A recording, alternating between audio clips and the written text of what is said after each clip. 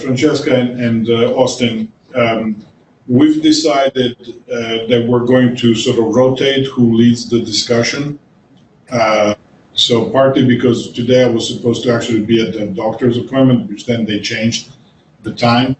But Todd had suggested that we do that. I like the idea, so we're kind of going to do this. Every week we'll run the show. So if you want to volunteer, feel free to say I volunteer. Otherwise, I'm at making the verb volunteer transitive. Okay. Okay. So are you volunteering? No, not yet. All right. Not yet. Not this chapter, maybe another one. Yeah, no. This chapter okay.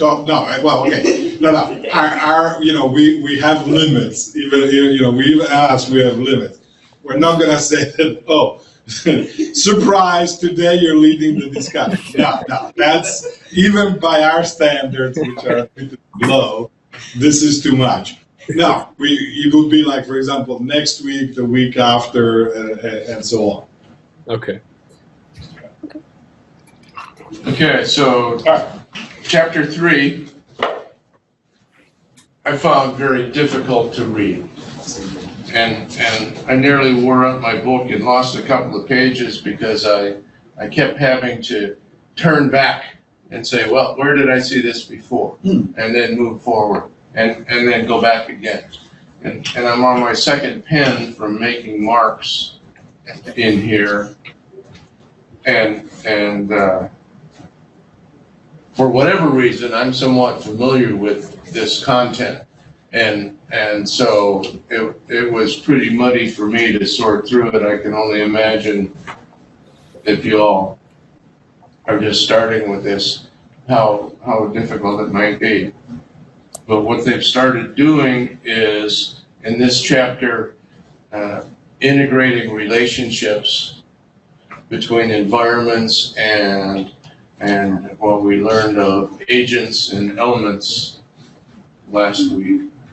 And they introduced the idea of controlling parameters, or at least maybe not controlling, but state descriptive parameters in here.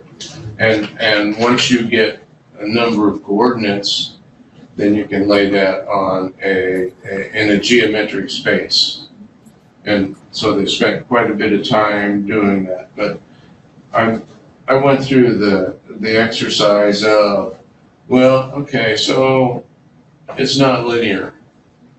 All right, and then I had to go back and say, well, all right, 3 parameters, it's a line, it is linear. And then I looked at the topological state space landscape that they introduced. And I said, well, all right, so it is a grid. It is 4 dimensions, 3 dimensions of space, and the 4th dimension of where you are at this point in time. So that seems to be reasonable. And then they talked about motion through it, but they keep coming back to language, and it's continuous. And so I had to start struggling with, well, what are they really talking about in language? Last week we learned that we got diarrhea from the Greeks, and then we found out that Italian Latin and Spanish Latin are pretty similar, but not necessarily. And my perspective, being a hobbyist, maybe, a hobby linguist, has been that language is a socio-cultural phenomenon, and the state space that's described here is the way a culture uses their words. And occasionally cultures collide, or those state spaces collide, and we see that we get cognate words moving across, having similar meanings and a churn of semantic content. So I thought that that was okay too. And then I had to reach in and say, well, all right, so they aren't talking about words yet. When they say language, they're talking about communication and meaning and semantic content within the context of this space. And we can see that there's boundaries on this space. I'm sorry, I keep pointing to my book, page 46, you've seen the grid from Spivey. So I started thinking, well, yeah, okay, so we have a state space, we have a context. They confused me a little bit with state and phase, and I straightened that out. And then that was actually, it's a good question. So what they're saying, well, basically you can use them interchangeably, but phase should be used if there is change over time. That's what they're saying. Is this a usage that's common outside of linguistics, or are they saying within linguistics it's better? I mean, what's your take on this? my perspective has been that phase is a verb and state is a timeless noun. Oh, okay. So that the state describes a moment in time what the state space looks like. Right, okay. And then as it changes, it's phasing Right. to another state. So what you're saying is, yeah, basically the way they're describing it is reasonably good. Yeah, they talked about horse. So they talked about horse. Yeah. Right, walk, trot, canter, and gallop. And each of those would be a state. Right. But the transition, they would phase to the next one. Okay. And when they went into the bubbles, I think where we got on page 51. Yeah. We got an introduction of the transition from one state to the next state to the next state.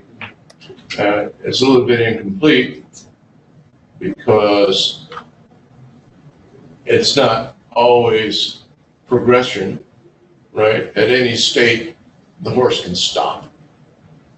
So we've got trot, canter, walk, gallop, and stop, a fifth state. A null state, maybe? And so each time you fall into the next trough, Right. you got a state change. Right. And so there's another graph in here. And actually there is a data science component that talks about graphs as nodes and edges, and it really pretty much is a little more than this. You mean Graph Database? database? Yeah. The graph is a set of nodes and edges which correspond pretty closely to state, and then a phase change connecting two states. Oh, I see. And so that's a different usage though. Because I mean, they seem to be saying that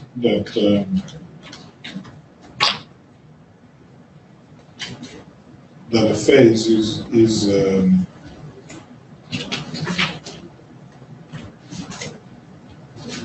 I mean, basically the same thing as a state, yeah, except with a chronological dimension. So if you had, the graph on page 46, figure 3.1, so that's a state, but if you add the path of the person moving in that space, then would become a phase. Yeah. Because you lose The time. action of the move. Right, you to lose time in the system.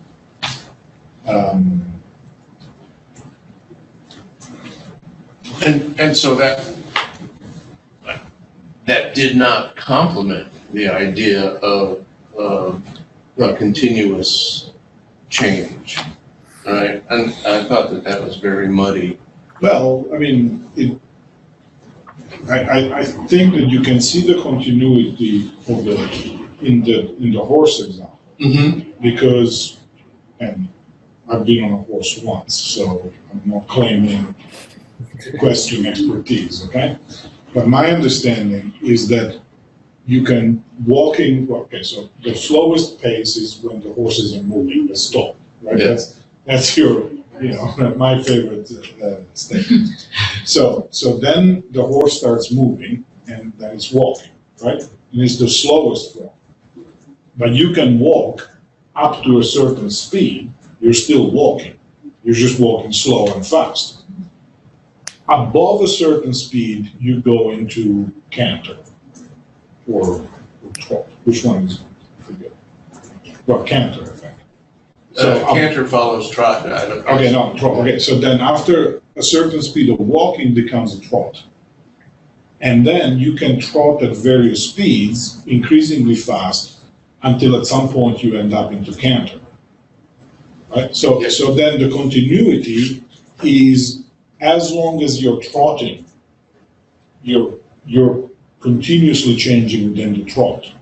But then you have the phase change, and then you are into canter, right? And when the judges are, the equestrian competition are judging you, they want to make sure that you don't go beyond canter. You stay within the canter. Which I look at it and I'm like, I have no idea what they're talking about. Yeah. But that's if you know what you're looking at, you can actually see it. And then very quickly it moves from canter to gallop and a screaming rider. Yeah, trying to that's hold me. on. Yeah. So So that's where I see. just the that continuity. example, I thought was remarkable because it embraced our human preference for categorizing stuff. But at the same time, the boundaries of that categorization is vague. Well, it's kind of trotting and moving on to a canter.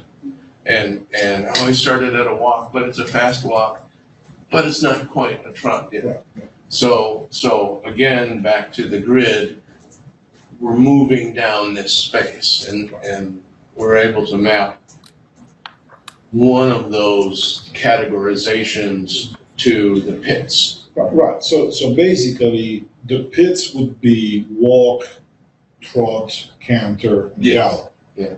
And then your time sequence, so then there would be a speed factor that would go this way.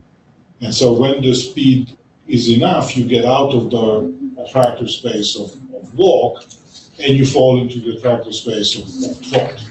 Then as the speed increases, if you stay within your speed, if you keep the speed under control, then you can stay within the attractor space of trot for forever, in a sense.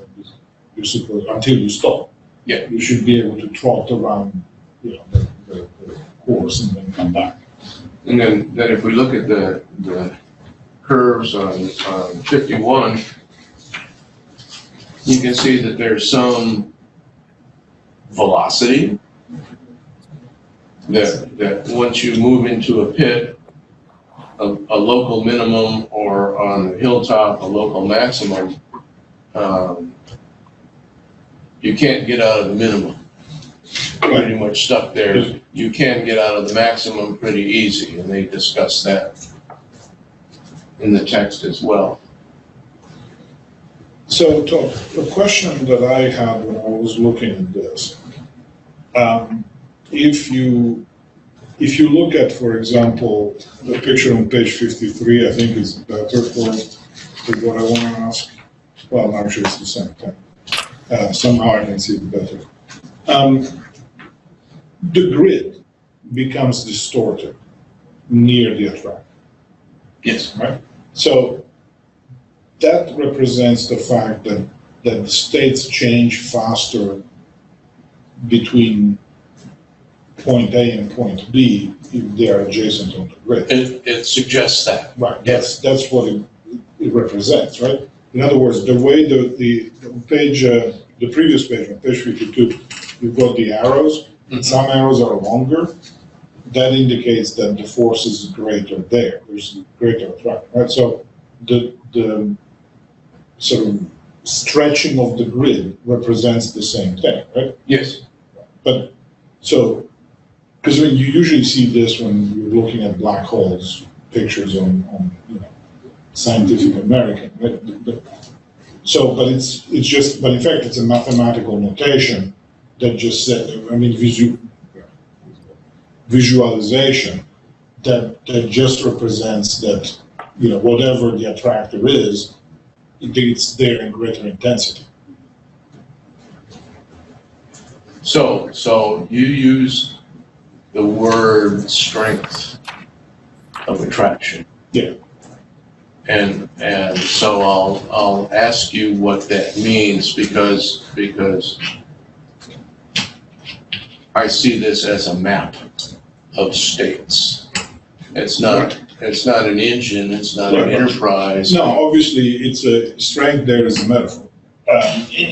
Basically along the lines of whatever it is that you're representing. So in the example of the horse gate,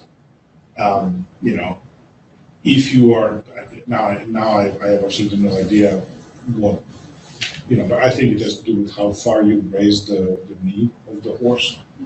Or how quickly you converge to the next state. Yeah.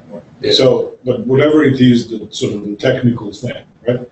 So the more you're doing the important thing that defines what trot is as opposed to walk, would be the strength of the attractor towards there.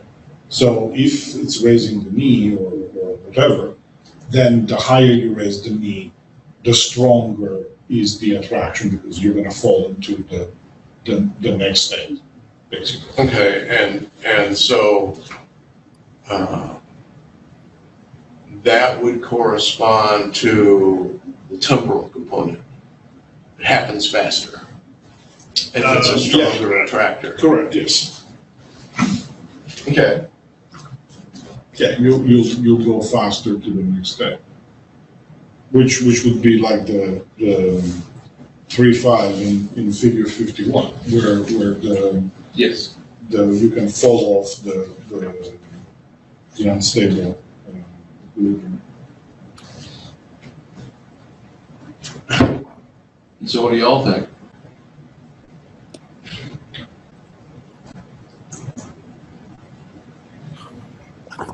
If we needed to come up with examples of these state transitions, we've got the horse, right? And they provided the stoplight example on 47. What's another good example? Remember the stoplights, red, yellow, green, green and yellow, red and green. They described a state space with that. And they said all the states that are technically possible, and so they annotated that on page 48. And so again, I thought this was a muddy example that a number of those vertices in figure 3.2 on 48 are not possible. The number of possible states is because we like to categorize again. And even though within the traffic light system, mechanically, electrically, some of the states cannot occur. In the text here, they describe those as possible states that are never going to occur. And so I struggled with that for a little bit, And I was saying, well, all right, so those are null states and they shouldn't be represented as individual nodes on that chart on page 48, but they should only be one. But then I moved on to the grid, and I thought that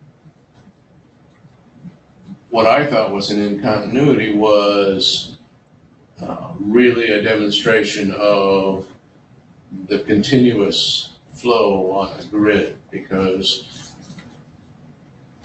all of those little elements, all of those little vertices on the grid, we see a model of continuity. And so even though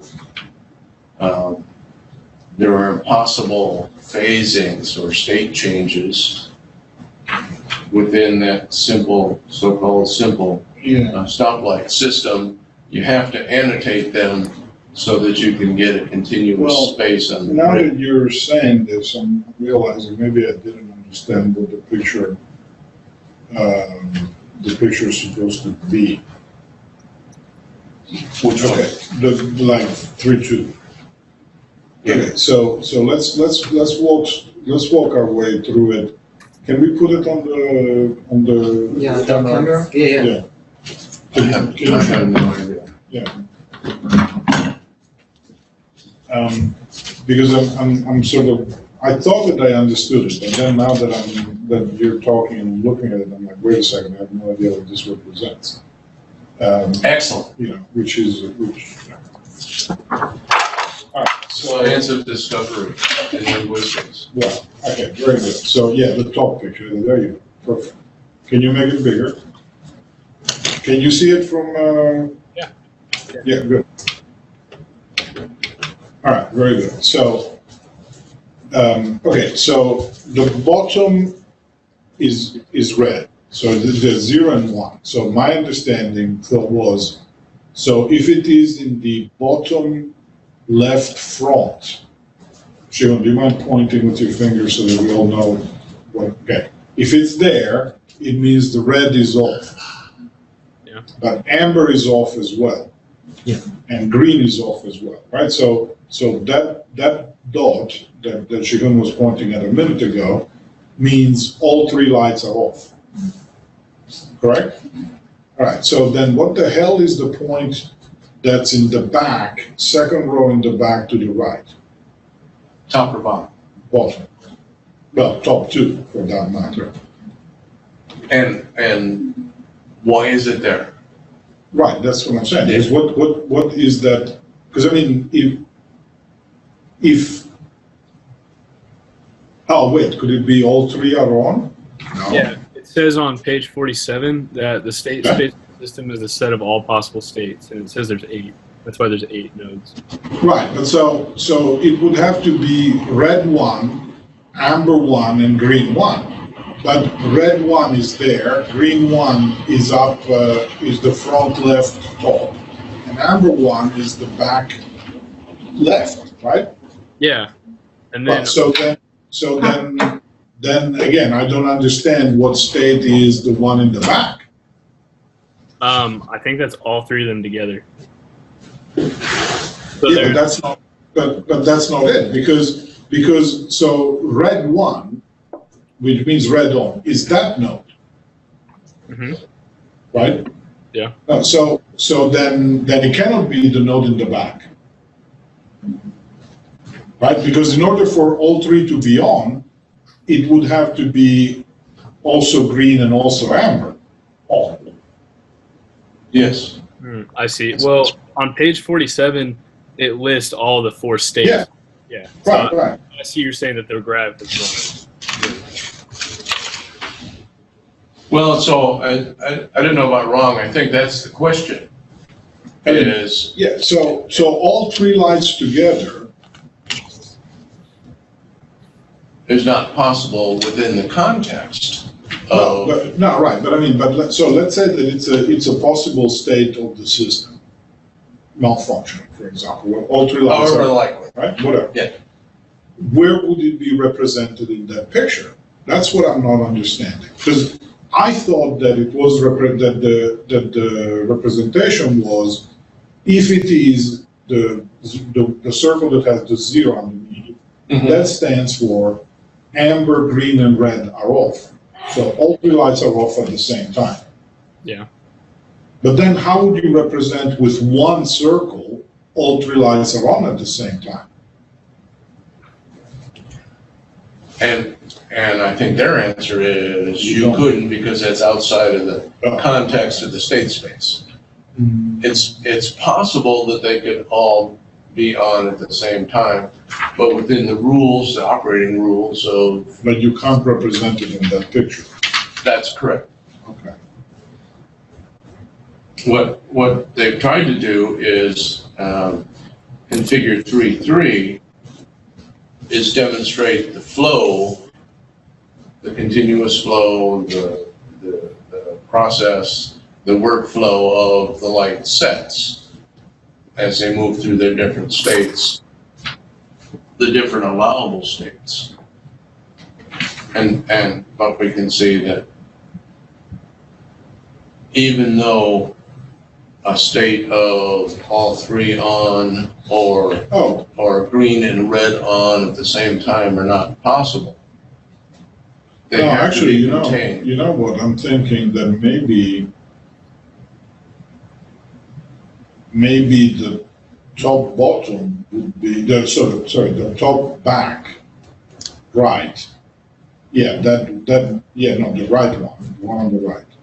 Yeah, so that node would be all lights on at the same time. I don't know, because on the bottom of page 47, it talks about how in practice it doesn't make use of all the possibilities, and then it only occupies 4 of its states. And so I think these other 4 states that we see on page 47 are the states that aren't occupied, and the only 4. Yeah.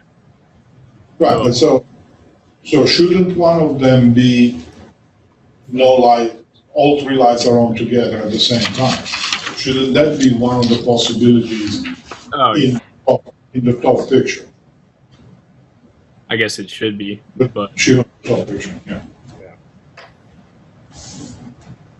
So what I'm trying to figure out is, I mean, I am annoying. I'm like, okay, this is a toy.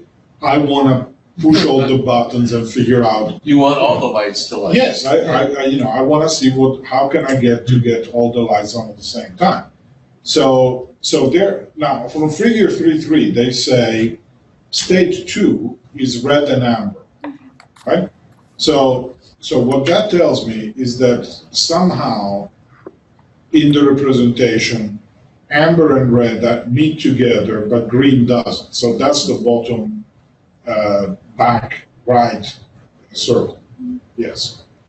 So what that would tell me is that the one above it, right, would be all 3 lights on. Yes, and within the, I guess, Within the this table of representation, operations. right. That would be all 3 lights on. On 47, that's one of the ones that's. All right, so that's the way we read it.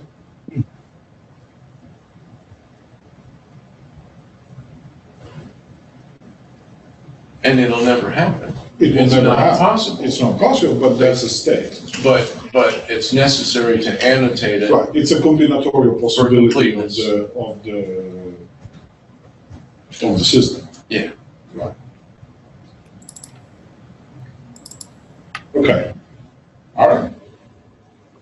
I'm satisfied. So, excellent discussion.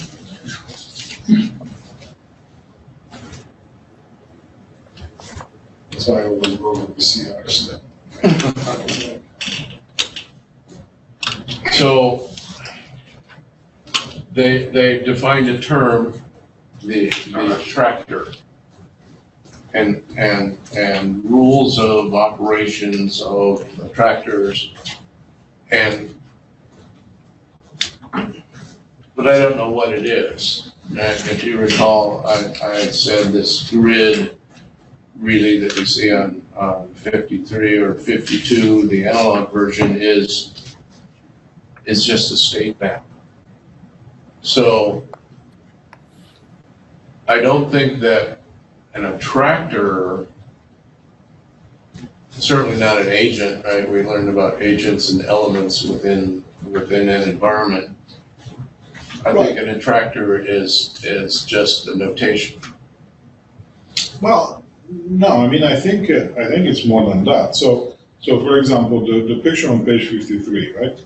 So basically, imagine that you are standing on the cusp of the, so the ridge between the two attractors.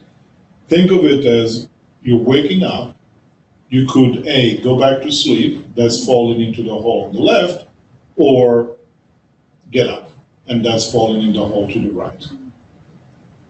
A very minute change may topple the decision one way or another. Minuscule amount of effort and energy to make the decision, but once you get up, then going back to sleep becomes almost impossible. Or when you go back to sleep, getting up becomes virtually impossible for the next couple of hours, at least while you're sleeping, right? So then the attractors are going to sleep or getting up, right? So that's going to then sort of cause you to change very rapidly from one position to the other. And so with that discussion, you've introduced the aspect of the bifurcation. Right. Where you're operating within this space or this attractor, and then you suddenly transition across the cusp into another one. Right. And that's really an important topic. Well, yeah, we could spend a whole hour talking about that, because I really enjoyed that. We're talking a lot about geometry and space and stuff, and last week we kind of ended with, okay, let's move on to words and language.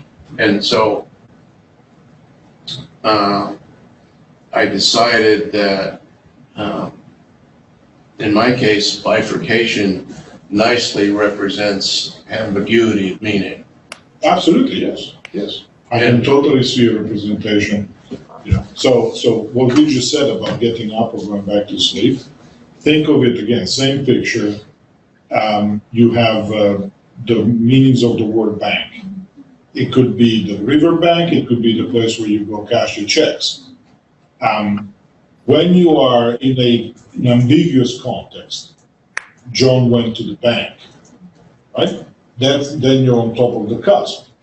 The moment that you say, with his fishing rod, you're going down one trough, because now it's like, then he went fishing, right? So it was a riverbank. If you say, he brought his checkbook, then now the likelihood that he went fishing is extremely unlikely, right? So in other words, he most likely went to the bank. Why would you take your checkbook? To buy a fish when you don't catch any. That I wasn't thinking of a bank so much. I went to the bathroom in the hallway. All right, that's a good example. Yeah. Because there's an ambiguity there. That's the usual prepositional phrase attachment in the hallway, right?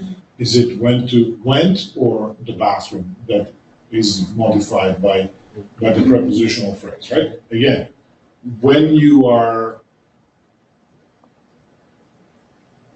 imagine a computer, okay, that Facebook, like the Facebook algorithm that's following you and that's trying to sell your data to Cambridge Analytica, right? So that computer has no idea where bathrooms are, usually, right? And where people relieve themselves, usually, right? So for that computer program, either choice is exactly equally likely. So the computer program will be on the cusp between the two. Because we have prior knowledge and experience, and we know how the world goes, and we know that people Social conventions, you don't go and relieve yourself in the hallway unless there's special circumstances, et cetera, et cetera, et cetera. We immediately understand what the intended meaning of the sentence is, but then, of course, because we also see the possibility of the other meaning that we know wasn't meant, we get a chuckle out of it because there is this ambiguity between the two points. And so given that, I again have to struggle with the idea that language change is continuous. And they say it's not discrete. Well, I think that language change is different than what we're talking about in this particular case. Yeah, I don't know that yet, because I think instantaneously I can say, I went to the men's room in the hallway. Right. Or, unlikely, Right, I just went in the hallway. Yeah, And so that's, right. there's no temporal component to No. that because it happens so Well, quick. actually, there is one. It's about 200 milliseconds. Okay, let's not get picky. Yeah, But you know, so that's processing. Okay, it's you know, but that's not what they're talking about when they say language change. What they're talking about is one of my favorite examples of language change. If you read Jane Austen, there is in one of Jane Austen's novels, I forget which one, at some point the two characters go to a party and then they come back in a horse-drawn carriage. And Jane Austen says, and they made love all the way home. So I'm like, dear mother of God, you know, Jane Austen has like pornography in the middle of Jane Austen? Of course not, right? Of course not, because in 18 whatever, when Jane Austen wrote whatever novel it was, it would help if I could remember the novel, make love meant flirt, okay? It has changed its meaning 200 years later. It means have, you know, vigorous sexual intercourse, right? Of course, it didn't mean that when Jane Austen wrote it, okay? So that's the change that they're talking about, language change that they're talking about. That language change is continuous, okay? In the sense that you will encounter, if you go look at it, if you had like Google, actually with Google Ngram, you can probably, well, can you do phrases with Google Ngram? But anyway, if you could, if you did the search for make love, right, you would find that it would increase in frequency or decrease in frequency or whatever, right? If you could discriminate the two contexts, you would see that make love as flirt goes down, while make love as have sex goes up. And at some point, make love as have sex overcomes, and then the other one disappears, and that's when you have a different meaning, and so your meaning has changed. But there is an intermediate phase in which you're going to encounter it in different contexts, maybe used by different speakers, right? And so it's diachronic change that they're talking about. Mm-hmm. Okay. So that is continuous. There's no question about that. What we're talking about here is processing. That is going to be discrete. All right. So not too far off track. No. I mean, in fact, you're entirely right. The kind of change that you were looking at is not continuous. I mean, there is no point in time in which we say, except in humor, by the way, that's the only place where you get this, in which you say, I am aware of both meanings at the same time. Okay? That is, in fact, when you disambiguate a sentence, this preferred meaning gets suppressed. That is, it then becomes harder to evoke it through psycholinguistic experiments. It literally is suppressed. Okay? Only in humor we keep both meanings active at the same time. Excellent. So, how are we doing on the time? And Ngram works for phrases too.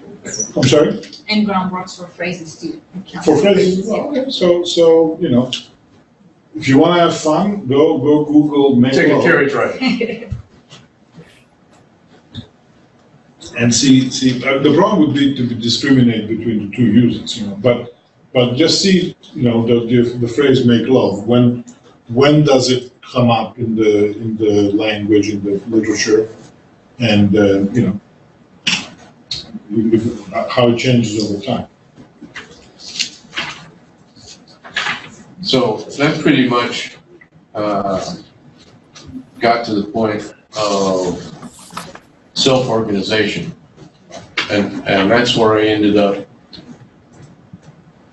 stuck on the idea that, well, okay, so my grid really is just a map. And what does self-organization really mean? And we talked about it a little bit, Right. where you suppress the ambiguity. Right. Well, I mean, like linguistically, are you talking here? Or The way in the general, authors in intend. general? Well,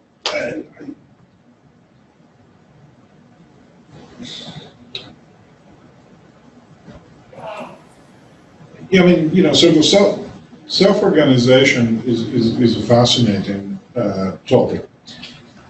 I think I mentioned the flocking behavior of birds the first day that we talked. Yeah. Well, that's a good example of self-organization. Each bird has absolutely no particular intention of wanting to flock or whatever.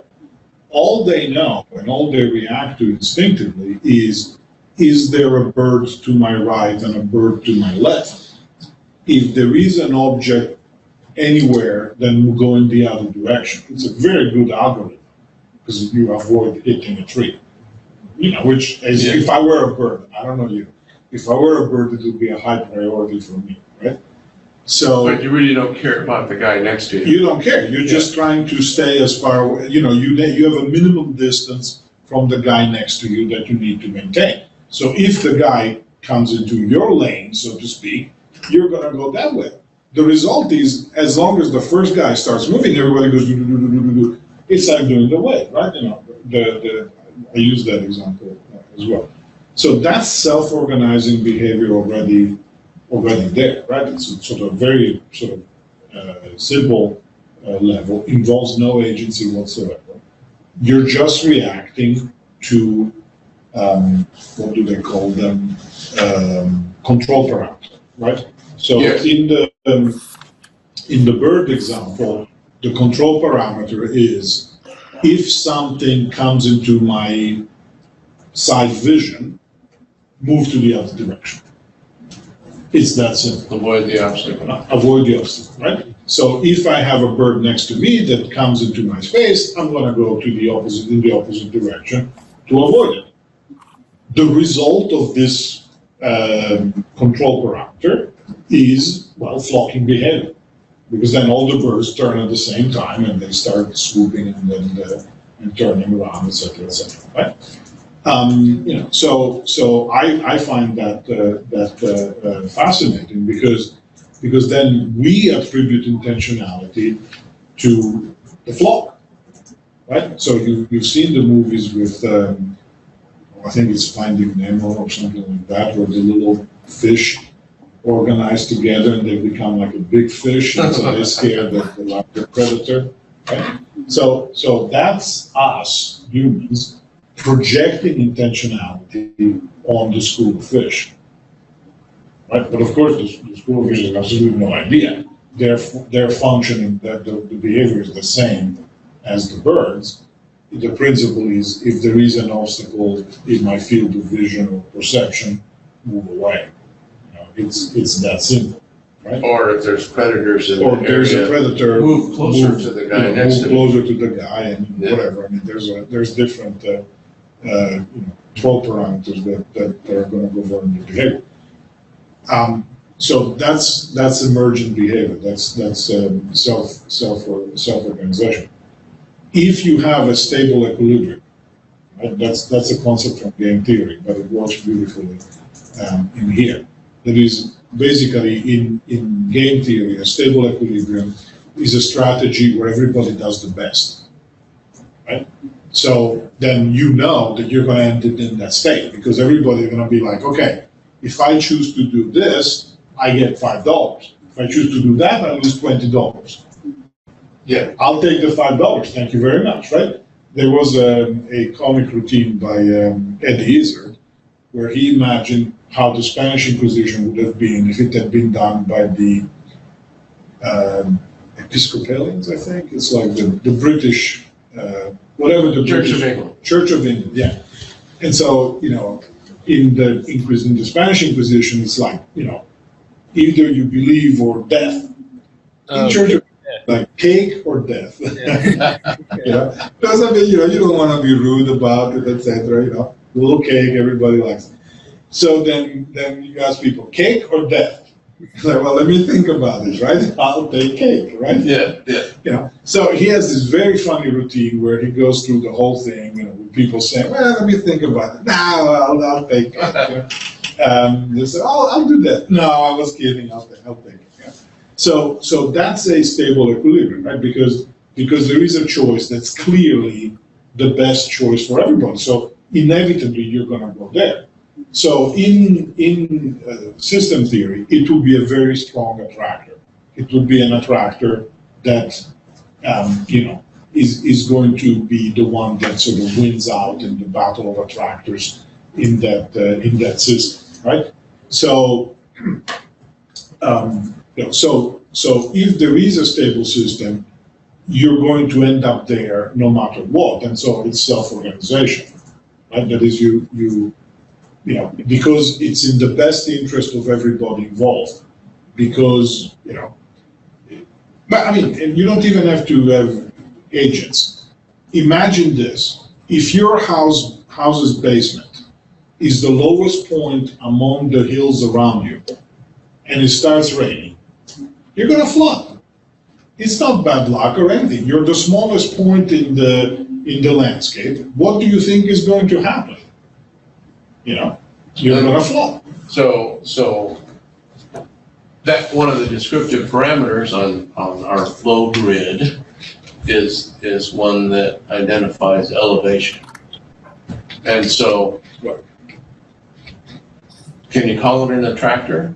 Yes, absolutely. It is an attractor because you have the factors of water. You have the distribution of water. Then you have time, and you have the attractor that is your elevation. You know that there is the control parameter, which is the water flows down. I learned this from a plumber that was also a philosopher. Because I had a leak upstairs, and it ended up ruining the lights in the kitchen. And I was like, how is that possible? He goes, water always goes down. I was like, brilliant.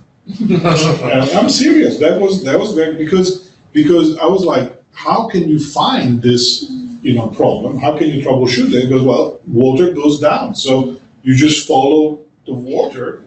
If you have a water leak there, it must come from above somewhere in your house, because water will not go up anyway, right? So it has to come from somewhere above it, and so, you then try everything above, and, sooner or later you find the leak, right? And that's exactly what he did, So yeah, most definitely, that would be a self-organizing, stable attractor. It would be inevitable that if you have water in your system and you are the lowest point in the landscape, you're going to flood. Okay, so then we go back to the static state space. Right, that would be. And you have to identify that there are no attractors, it's a labor. There is not self-organization, it's an observed behavior that we name. There's not emergence. Emergence is, we look at this, we see a behavior pattern, and we say, hey, okay, let's put a label on it. But I'm really struggling with annotation and context mapping and a dynamic churning environment. I think we're anthropomorphizing. Yes, this. No, I agree. I mean, what is in the back of my head, besides the map, that's different. Dr. Cooper is already making fun of me, so Ganglion. you don't need to do that. What's in the back of my head all the time as I'm reading this is a metaphor. Okay, that is, we're using mathematical concept to illustrate metaphorically how language works. But it's not really a mathematical thing. Or at least, we don't have an understanding clear enough that we can produce an equation that gives us these results. Okay? That is, because the part of me that was good at math when I was a kid, that was that part, says it ain't a real system unless there is an equation. Okay? If I can do an equation, then it's a mathematical system. If I don't have an equation, it's a metaphor. Now, there's nothing wrong with metaphors. I know I'm sounding like Seinfeld. There's nothing wrong with that. But I actually mean it, unlike in the famous Seinfeld episode. That is, it's fine if it's just a metaphor. Okay? But we need to be careful because, as Todd is saying, the risk here is that we take the metaphor to be the real thing. The famous, the map is not the territory, admonishment. Saussure's pipe. The Magritte paintings, Yeah. Stephen Pazun Peak. Yeah. So, exactly, right? That is, the danger here is that we say, oh yeah, it's a system, it's this, it's that. And we then don't think through what's actually happening in the real data that we actually have. Okay? Now, to be fair, at this point, I'm not quite prepared to say it's just a metaphor all the way. Maybe there is a mathematical bedrock that they can show me at some point, and maybe it's not in the book. Okay, that is maybe, it's in like papers, experiments, or whatever that they're just talking about. Okay. We'll see. Okay, so the authors have two very strong remarks about this. And top of page 58, the last sentence in the first paragraph, we need to be cautious of the suggestive power of metaphors. Exactly what you're just saying. Yeah. But at the same time, in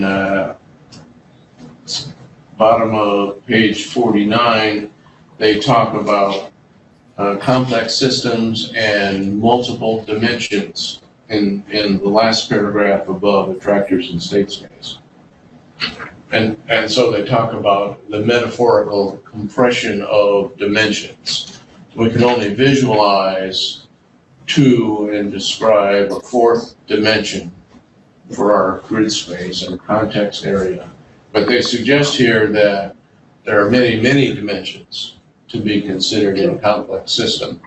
And we waive those metaphorically. Well, mathematicians do this all the time. For a mathematician to operate in n-dimensional space is nothing. It's like they get up in the morning before breakfast, they build an n-dimensional space. Right?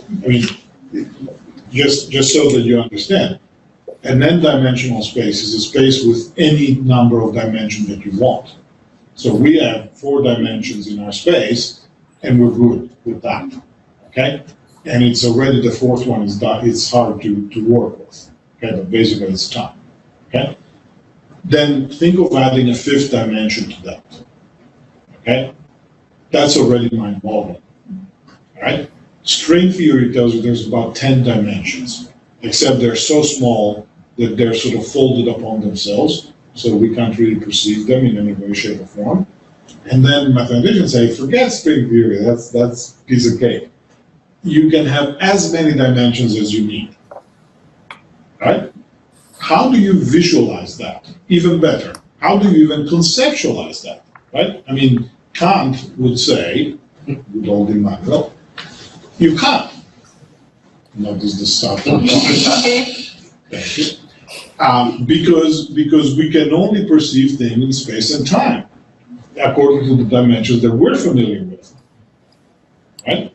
And that's it. Yeah.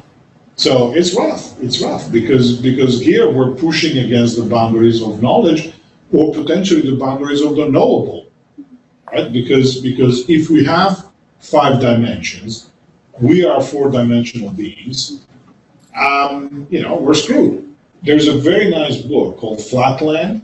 If any of you has not read it, find a copy. It's like you can buy it for super cheap.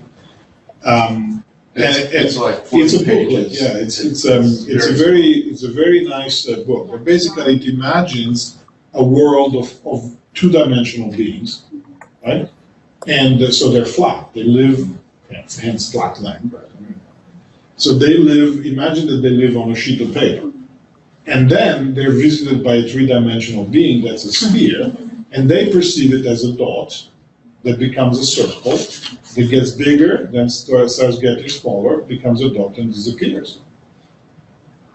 That's their perception of the 3-dimensional sphere. A flatlander can never understand what a sphere is. Because all they see is a All they chord see through it. is a circle, All they see is a or circle. maybe an ellipsis, or whatever, right? But they'll never perceive the sphere in its 3 dimensions, right? See, and that's excellent. There's a brief discussion on page 50, an illustration, exactly that, how to operate in a 2-dimensional space. But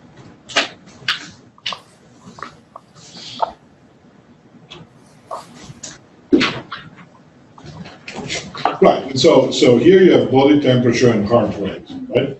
But you could also have, for example, blood pressure, right? So that would give you a 3rd dimension, okay? Then you could have Time of day. time of day, that give you a 4th dimension.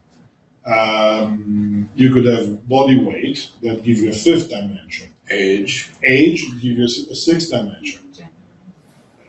Well, gender would only be a binary thing, so not quite. Well, not Equally important. not equally important. But and then you could have transgender people and so on. So forget what I just The said. gender scale, 18 different numbers. Right, and according to Facebook, God knows how many there are. So we've built already a 7-8 dimensional space, From flatland. from 2, right? All it means is these are features or aspects that you're looking at, okay? But you can no longer represent it in a pretty picture, because we can't represent an 8-dimensional space visually. So then let's let that close the discussion back to the metaphorical compression of dimensions. And that's all I have. All right. So, yes, Francesca, did you?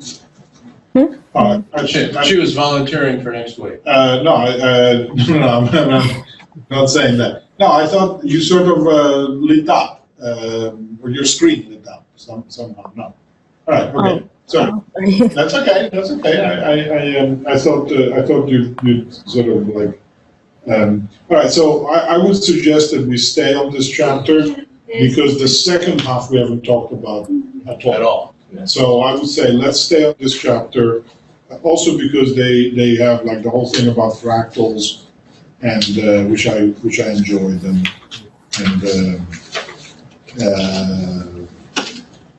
yeah. So I would say let's stay on this chapter for next week as well. All right. Okay. Anything else? Who's next?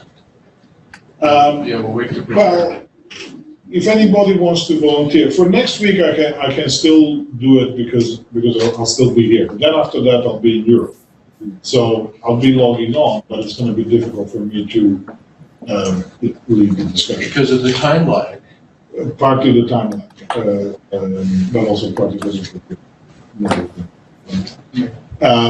So if somebody wants to volunteer to run the discussion 2 weeks from now, that would be, think about it and send me an email and we'll make an announcement.